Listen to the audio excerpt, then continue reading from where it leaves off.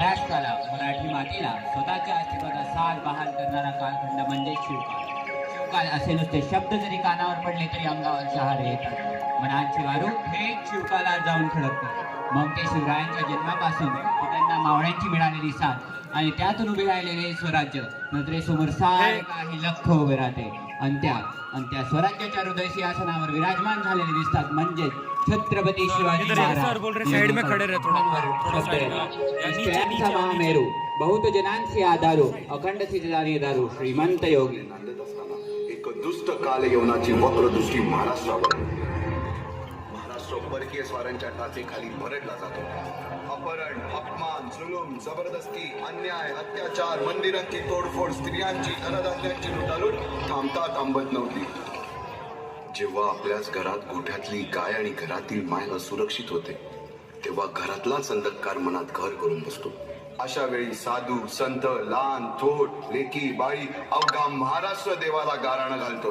अरे जेजुरीच्या खंडोबा, पंढरपूरच्या खंडोबा, तुळजापूरच्या भवानी आई दार उघड, दार उघड आई, दार उघड.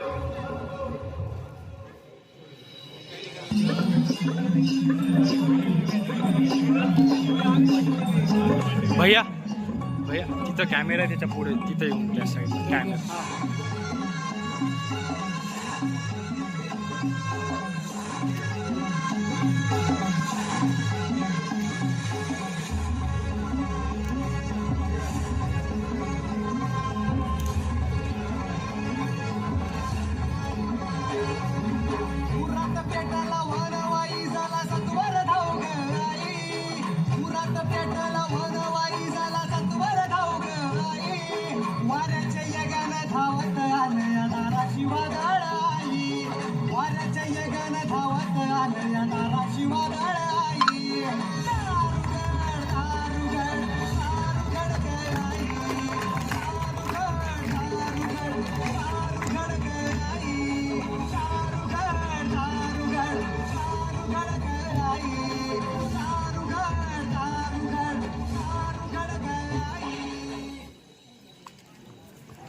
सरते शेवटी देवानं गाराणं ऐकलंच.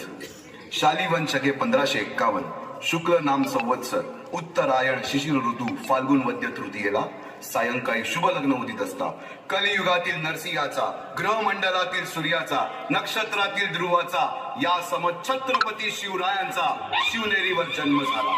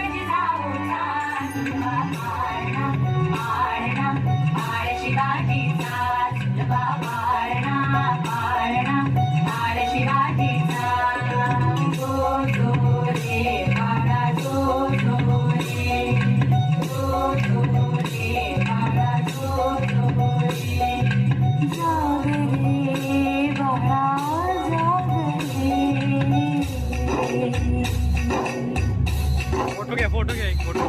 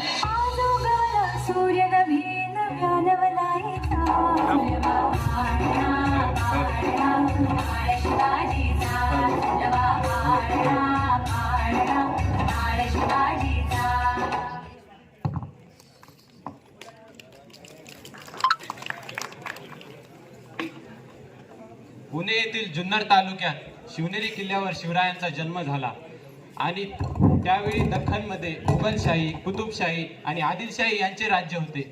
महाराजांना लहानपणीपासूनच जिजाबाईंनी रामायण, महाभारत यांसारख्या थोर धार्मिक ग्रंथांचे, त्यातील शूरवीरांच्या गोष्टी सांगून त्यांना चांगले संस्कार घडवले आणि त्यांचे चरित्र घडवण्यात जिजाबाईंचा मोलाचा वाटा होता. त्यानंतर शिवरायांनी वयाच्या अवघ्या 16व्या वर्षी आपल्या काही साथीदारांसोबत तोरणा किल्ला जिंकून स्वराज्याचे तोरण बांधले आणि तिथून सुरुवात झाली स्वराज्याच्या निर्मितीची. त्यानंतर कल्याणच्या प्रांतावर सुभेदार म्हणून मिरवत होता तो म्हणजे आदिलशाही सरदार मौलाना हयाती.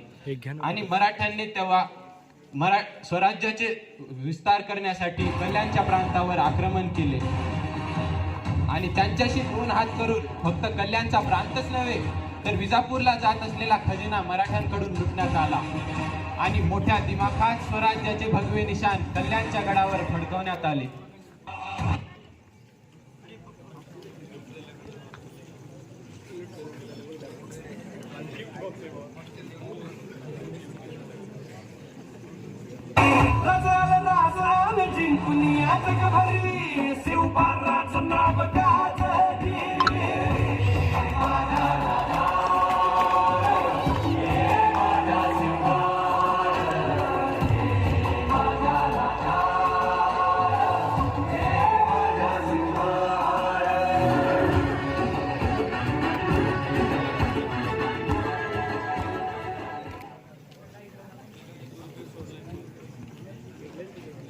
मुजरा राज.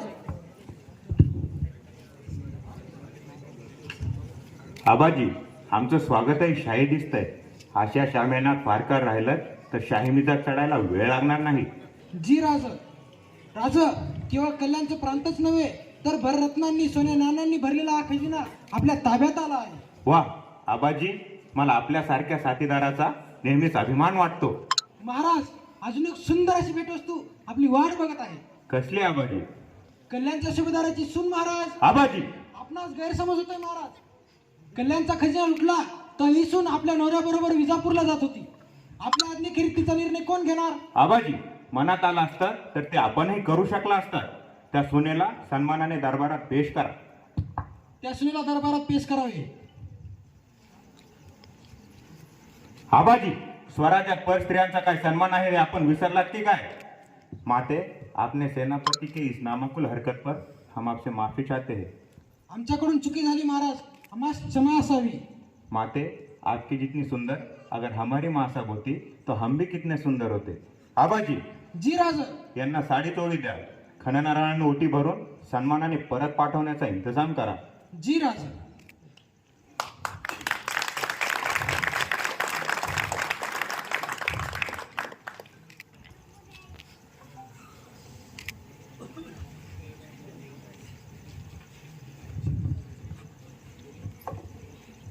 छत्रपति शिवाजी महाराज के समय में किसी भी औरत का नाच गाना नहीं हुआ.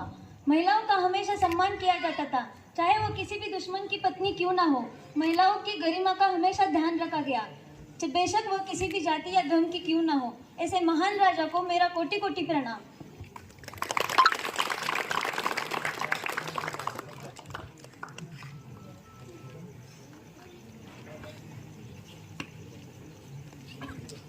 सन 12 मे 1666 औरंगजेबाने त्याच्या जन्मदिनानिमित्त छत्रपती शिवाजी महाराजांना आग्र्याच्या भेटीस बोलावून घेतले. महाराज आपल्या काही साथीदारांसह खानाच्या भेटीस आग्र्याला पोहोचले. त्यानंतर त्यांना अपमानास्पद वागणूक देण्यात आली. हिंदवी स्वराज्याचे संस्थापक आणि अवघ्या मराठी मुलखाची शान असलेले शिवाजी महाराज यांना हा अपमान अजिबात सहन झाला नाही.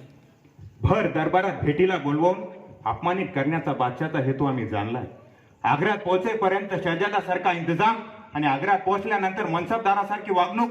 रामसिंग, बादशाच्या दरबारात आहोत म्हणून अपमान सहन करू असे कोणीही समजू नका. मराठा स्वाभिमानाने जगतो आणि स्वाभिमानानेच मरतो. एक वेळेस मौत पत्करू पण अपमान नाही.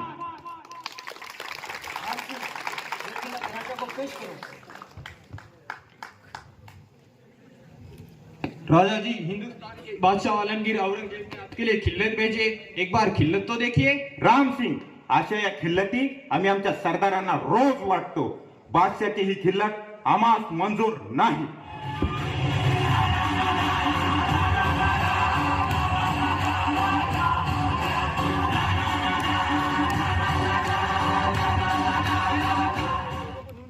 या प्रसंगातून आपण हा बोध घेऊ शकतो की छत्रपती शिवाजी महाराज निर्भीडपणे आपला पूर्ण स्वाभिमान न गमावता बादशहाच्या वागणुकीस विरोध केला. एवढेच नव्हे तर बादशहाने दिलेली खिल्लत उडवून लावत महाराजांनी मराठी मातेची प्रतिमा मलिन होऊ दिली नाही. अशा या स्वाभिमानी राजास माझा मानाचा त्रिवार मुजरा राजा.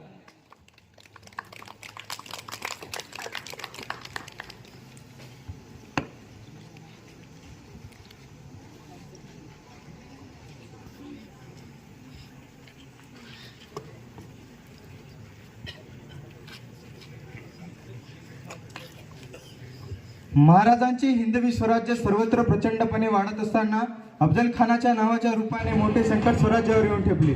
अतिशय बलाढ्य सेनेसह खान स्वराज्यात घुसला. त्याने गोरगरीब शेतकऱ्यांची लुटमार केली. आया बहिणींची अब्रू लुटली. तुळजापूर, पंढरपूर अशी हिंदू तीर्थक्षेत्रे उद्ध्वस्त केली. अशा या घमंडी, बलाढ्य, क्रूर खानाचे पारिपत्य करणे अतिशय गरजेचे झाले होते.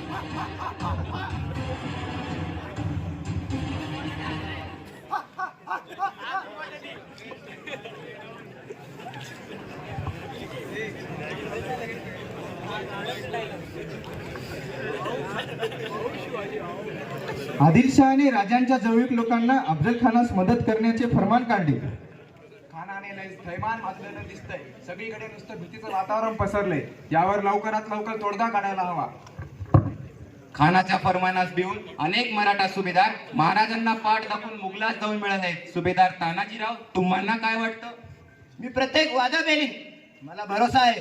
माझ्या पायीशी जमीन आणि पाठीशी आकाश आहे. माझे पाय जमिनीत घट्ट रोवून मी सह्याद्री सारखा ताट उभा आहे. जाऊन सांग त्या वादळांना तुमचे शिवरायांच्या मावळ्यांशी गाठ आहे. अरे कोण कुठे बी जाऊ द्या, राजांचा शिलेदार आम्ही आणि आमच्या रक्ताचा रंग एकच. भगवा, राजांसाठी लढू, राजांसाठीच मरू. होय, कितीही संकट आले तरी आपण खानाला जुमानणार नाही. आपण एकत्र राहून स्वराज्याचे व आपल्या राजाचे रक्षण करूया. छत्रपती शिवाजी महाराज येत आहे तो.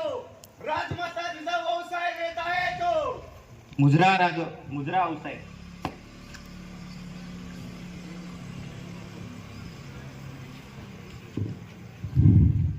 मुजराव साहेब, राजा आपणास भेटायला कान्होजी जेली आले आहेत. बोलवा त्यांना.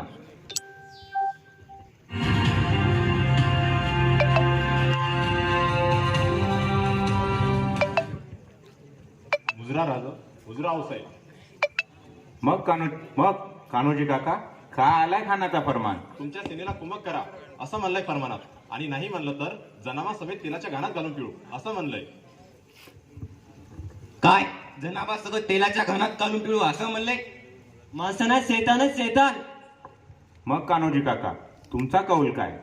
नाही, आजवर तुम्ही आम्हाला खूप मदत केली, पण आता इथून पुढे आई भवानीच आमची पाठ राखेल.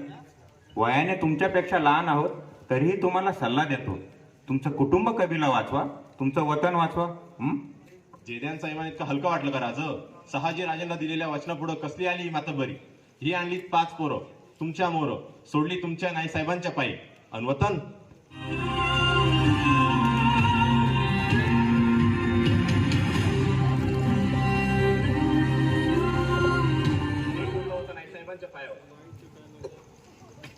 स्वराज्यासाठी लढता लढता खचतो तेव्हा रणांगणावरील हाड सावरताना ज्या हाडातनं शिवाजी स्वराज्य आजील ती जेद्यांची समजा. कान्होजी राजे, हाडत आपण सावरूत पण शत्रूंची रणांगणात. आमचं आयुष्यही तुम्हाला लाभो. मुजराव साहेब.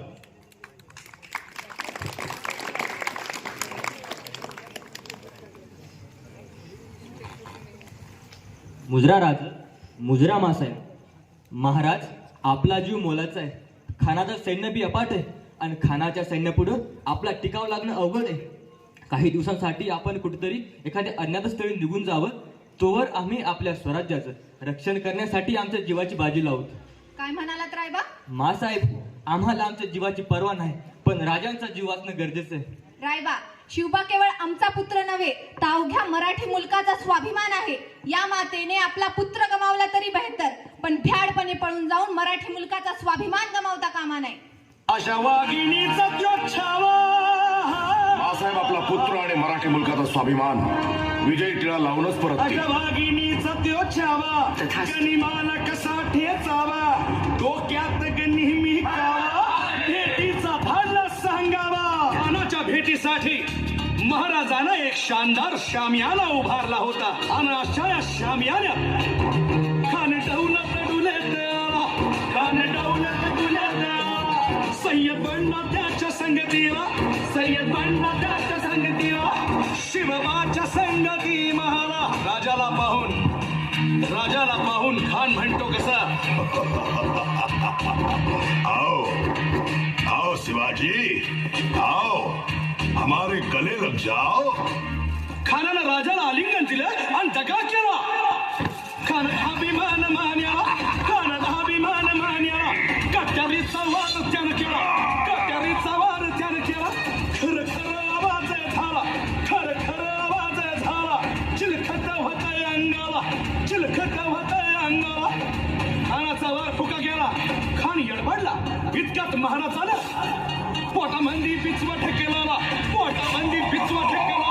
वाघनखाचा मारा केला वाघनखाचा मारा केला. टरा टरा पडलं पोटाला टरा गेला खानाचा कोटा. भाई रे आला जी जी भाई रे आला जी जी जी.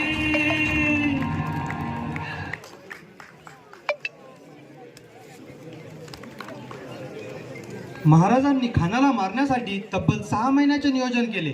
महाराजांनी खानाला साधे व रुचकर अन्नाची व्यवस्था केली जेणेकरून खानाचा राग शांत होण्यास मदत झाली. महाराजांनी भेटीच्या वेळेस अंगात चिलखत, डोक्यावर जिरेटोप व हातात वाघनखे घातली होती. या प्रसंगातून आपणास समजते की कोणत्याही कठीण परिस्थितीचा सामना करण्यासाठी योग्य नियोजनाची आवश्यकता असते. योग्य नियोजन केल्यास संकटाचे भले मोठे डोंगरही मातीचा गोळा वाटू लागतो. अशा या बुद्धिवंत राजास माझा मानाचा मुजरा.